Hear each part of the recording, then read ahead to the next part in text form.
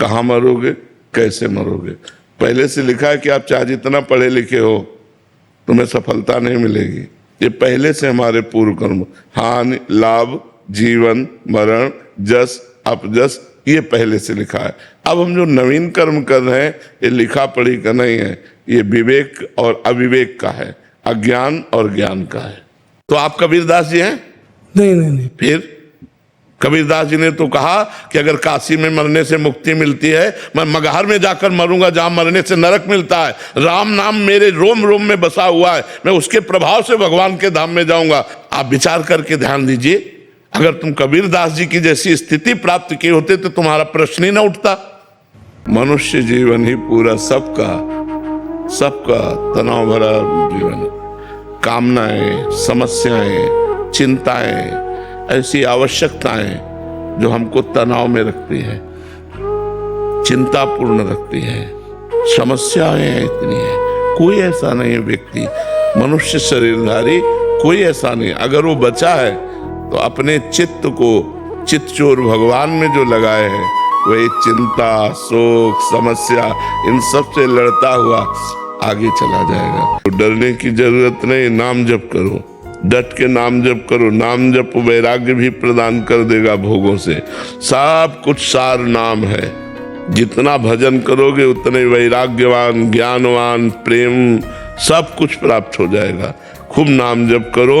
नाम जप करते हुए यदि हम शास्त्रों का स्वाध्याय न कर पावे तो संतों का सत्संग सुनते रहे तो हमें उत्साह मिलता रहेगा भगवत मार्ग में चलने का। सत्संग से हमें नई ऊर्जा प्राप्त होती है और हम फिर कमर कस के भोगों को परास्त करते हुए भगवान के मार्ग में चलते हैं। तो खूब नाम जप करो और सत्संग सुनते रहो, इसी से ठीक हो जाएगा।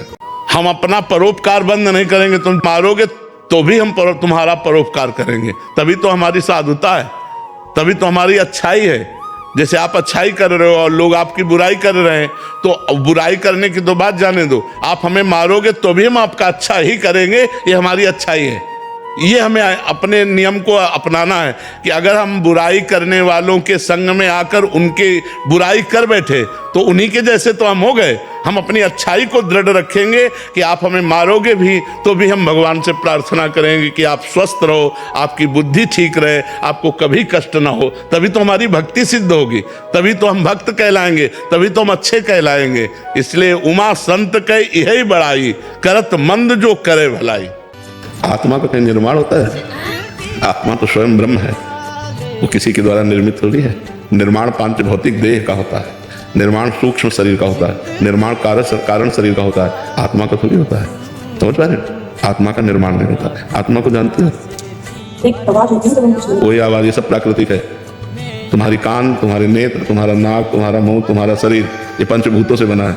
अंदर जो सिस्टम मशीन सूक्ष्म शरीर है वो भी प्राकृतिक है, माया से रचित है। उसके अंदर जो कारण शरीर है वो भी माया से। आत्मा सबको प्रकाश देती है, वो शांत प्रकाश स्वरूप है। जैसे आवाजें इंद्रियों में होती है उसमें नहीं होती, वो शांत, शांताकारम, वो शांत है।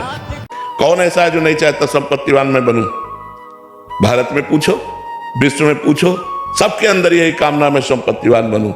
तो अपने कर्म को सफलतापूर्वक करना और प्रारब्ध अनुकूल होना और तपस्या के द्वारा भगवान की कृपा प्राप्त करना, जो चाहो प्राप्त कर लो।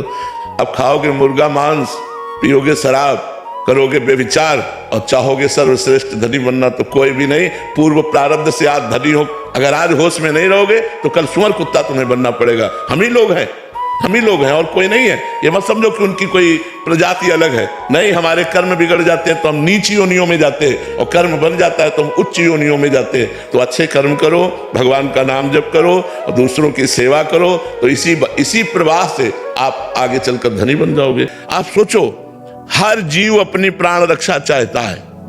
आप एक चींटी के पीछे से अंगुली करिए, वो भागेगी प्राण बचा करके कि कहीं अंगुली हम पर अटैक न कर दे।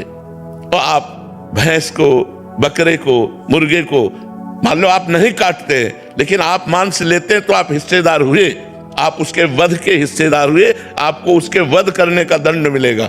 इसलिए हमारी प्रार्थना है कि 56 प्रकार के भोग भगवान ने मनुष्य के लिए बनाए हैं, 36 व्यंजन बनाए हैं। खूब अच्छे अच्छे पदार्थ खाओ, जैसा तुम्हें भगवान ने सहयोग दिया। जरूरी है गंदे आहार करो।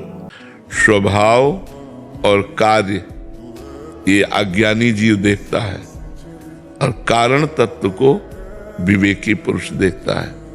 उसका स्वभाव मलिन है, क्रिया मलिन है, लेकिन पावर तो परमात्मा है ना। शुद्ध बुद्धि में विवेक का प्रादुर्भाव होता है, और विवेक हमको बचा लेता है। जब हमारे प्रति कोई प्रतिकूल व्यवहार करता है, हमारा अपमान करता है, हमारी निंदा करता है, हमारा तिरस्कार करता है, तो विवेक काम करता है। उस समय विवेक के द्वारा हम अपने को बचा लेते हैं। इस आदमी का स्वभाव ऐसा, उसकी मति है ऐसी, उसका भाव ऐसा है, हमको क्या लेना देना। हम इसकी बातों को स्वीकार नहीं करते। जैसे पागल आदमी हमारे प्रति प्रतिकूल व्यवहार करे या गाली दे या मारने लगे, तो हम लोग अपने को बचाते हैं, उसको मारते नहीं, क्योंकि बेचारा पागल है।